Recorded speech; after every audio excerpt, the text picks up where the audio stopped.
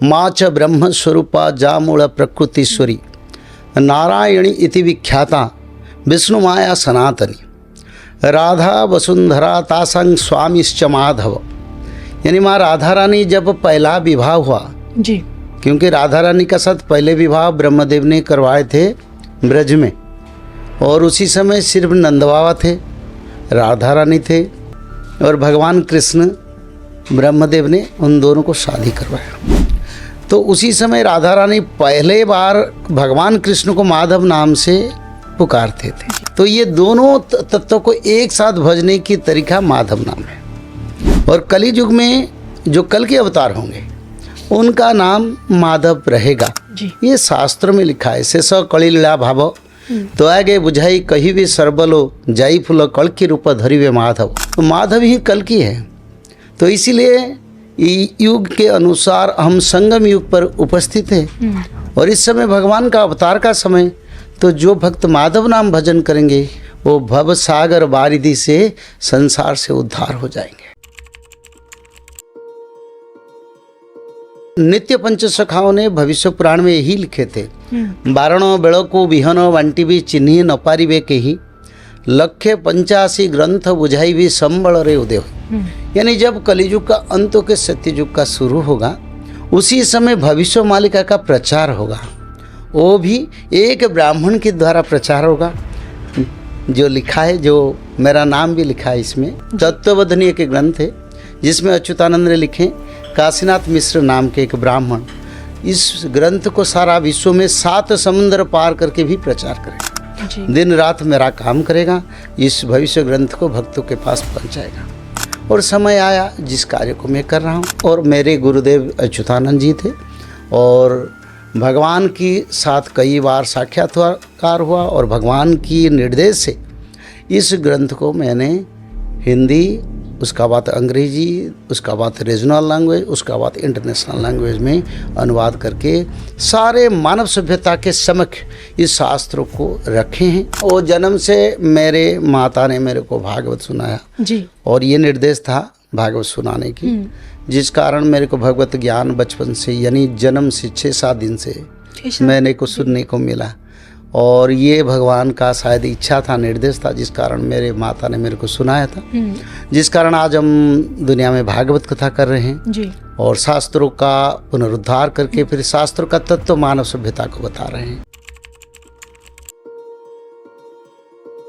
जगन्नाथ क्षेत्रे वैष्णव मेला सेठारे होइब गुपते होइब कल्किंग का खेला। इसका अर्थ है जगन्नाथ क्षेत्र में सभी संत पंथों का जब मिलन होगा, गुप्त में भगवान कल्कि के बारे में भक्त लोगों को, भविष्य मालिका ग्रंथ के बारे में संत साधुओं को भी पता चल जाएगा। ये इतिहास नहीं, ये एक महाकुंभ था सत्ययुग का, जो संतों का पहला मिलन जगन्नाथ क्षेत्र में होगा। आगे श्री वृंदावन में भी होगा और भारत की जो 4 धाम और 4 धाम में भी ये संतों का मिलन कार्य होगा। उसको विश्व सनातन धर्म सेवा ट्रस्ट की माध्यम से कर रहे हैं। युद्ध का निर्णय कुछ भी नहीं होगा और जो निर्णय होगा वो सनातन की सपक्ष में होगा। ये नहीं मैं बोल रहा हूँ ताकि हम सनातन का प्रचार करें, मैं सच्चाई बोल रहा हूँ जो निराधार सत्य है। ऐसे समय आ रहा है सारा विश्व सनातन बनेगा। तुर्की जितना बोले, जितना आवाज़ दे, पाकिस्तान जितना आवाज़ दे, पर जिस देश में भगवान है उसका कौन बिगाड़ेगा। ये जो ईरान इस्राइल का युद्ध का जो माहौल है, यूक्रेन रशिया का युद्ध का जो माहौल है, पालेस्ताइन इसराइल का जो युद्ध का माहौल है, ये माहौल इक्वेशन बनाता है। और आगे अमेरिका का साथ ईरान भी मिल जाएगा, 13 मुसलमान कंट्री भी मिल जाएगा। एक तरफ से अमेरिका रशिया को घेरा है नाटो की तरफ से, दूसरी तरफ से अमेरिका का प्रचेष्टा है वो फिर मुस्लिम कंट्री को लेके रशिया को और भारत को घेरेगा और चाइना को भी शामिल करेगा। तो इसलिए ये इक्वेशन आगे कुछ समय, ज़्यादा समय नहीं है माँ, ज़्यादा से ज़्यादा 1 साल के अंदर 13 मुसलमान कंट्री का एकत्रीकरण हो जाएगा। जो 13 मुसलमान कंट्री पहले थे अच्युतानंद जब उसी समय भविष्य पुराण लिखे थे, अब 57 कंट्री डिवीजन होकर छोटे छोटे बन गए। वो उसी समय 13 थे, इसलिए 13 लिखा गया। तो ये 13 मुसलमान कंट्री का जो एकत्रीकरण होगा, जब एकत्रीकरण हो जाएगा उसके साथ अमेरिका रहेगा, ईरान रहेगा, तुर्की रहेगा, 13 मुसलमान कंट्री रहेंगे, उसी दिन पाकिस्तान भारत के ऊपर अटैक करेगा। और ये क्वेश्चन बन रहा है और मिनिसनी चलन खतरा का समय है। पर भारत को अटैक करने का अर्थ धर्म संस्थापनार्थाय संभवामि युगे युगे, भगवान कल की धर्म संस्थापना करेंगे, किसी को छोड़ेंगे। और दूसरा जो बात है, ये युद्ध जो होगा, ये युद्ध एक धर्म संस्थापना की ओर लेगा जी। उसमें पापी लोग मरेंगे, धर्मी लोग मरेंगे नहीं। तुर्की जो कर रहा है अपना विनाश कर रहा है, 13 मुसलमान कंट्री जो करेंगे भारत के साथ युद्ध, अपना विनाश बुलाएंगे। सारे विश्व की जितने टेक्नोलॉजी, जितने एटॉमिक, सबको भगवान कल की एक एक क्षण में नष्ट कर देंगे। क्या करेंगे भारत का बिगड़ने वाले कुछ नहीं है। भगवान कृष्ण 16 कला में आए थे, सारा ब्रह्मांड को इधर उधर कर दिए। राम भगवान 12 कला में आए थे, उन्होंने सारा ब्रह्मांड में असुरों को विनाश कर दिया। भगवान कल की 64 कला में आएंगे, तो 64 कला यानी भगवान कृष्ण के 4 गुण शक्ति से आएंगे जी। तो भगवान कल की को जैसे कृष्ण भगवान, जैसे राम भगवान युद्ध किए थे, वो युद्ध करना नहीं पड़ेगा, वो इच्छा से कर सकते। अपना घर में बैठ के सोचेंगे किसी देश में तबाही फैलेंगे, तो 1 सेकेंड में भूकंप, अग्नि प्रलय, यानी सभी विनाश दिखाई देंगे। और उसी भूखंड को धरती से अलग कर सकते हैं, करके कहीं आसमान में फेंक देंगे, फिर नया धरती बना के वहीं पर मानव सभ्यता का सृष्टि कर सकते हैं। मैं सारा विश्व मानव सभ्यता को चेतावनी देता हूँ, सारे दुनिया को ये चेतावनी देता हूँ, भगवान से मत टकराओ। इस समय नरसिंह, कोटि नरसिंह के शक्ति से कल की आए हैं, जल कर रख हो जाएंगे, कोई नहीं बचेगा, कोई नहीं बचेगा, धर्म ही बचेगा। तो इसीलिए अभी भी समय है, प्रभु के शरण में आ जाओ।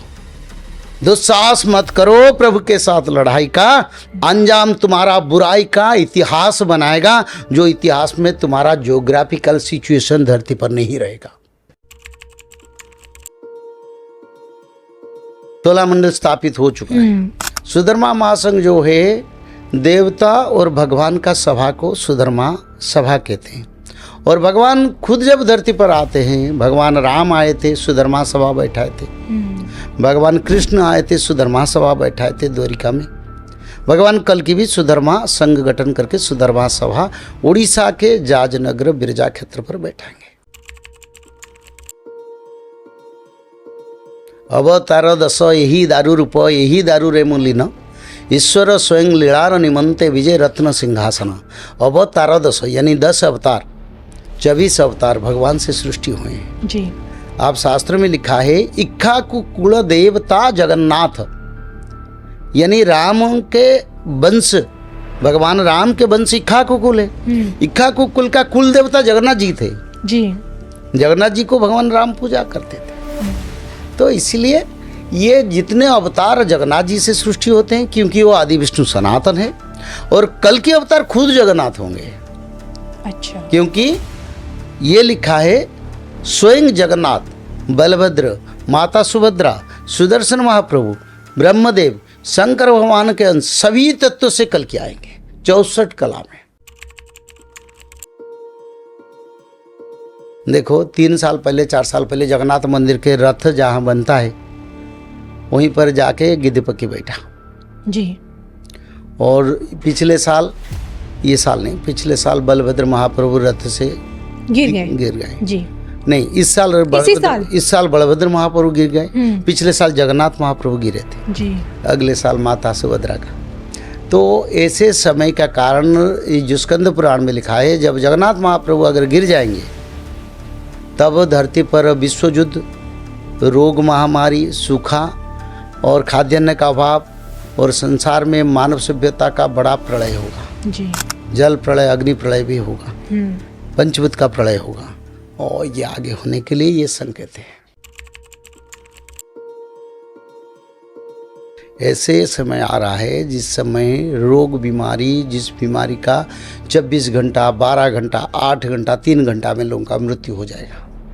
कोरोना तो समय दे रहा था, महीने लोग तो वेंटिलेटर में रह के भी अपना जीवन बचाया।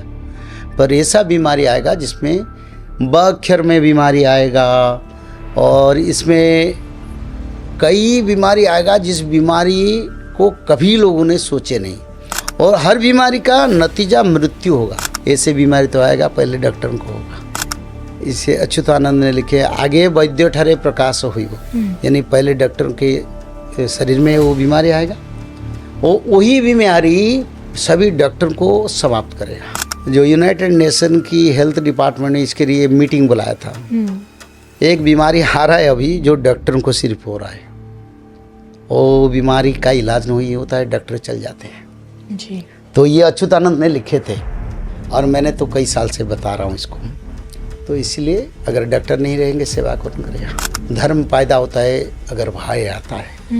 भय नहीं आएगा, यानी मन में शंका नहीं आएगा, मन में कोई दुख आपद नहीं आएगा, कौन भगवान को भजेगा।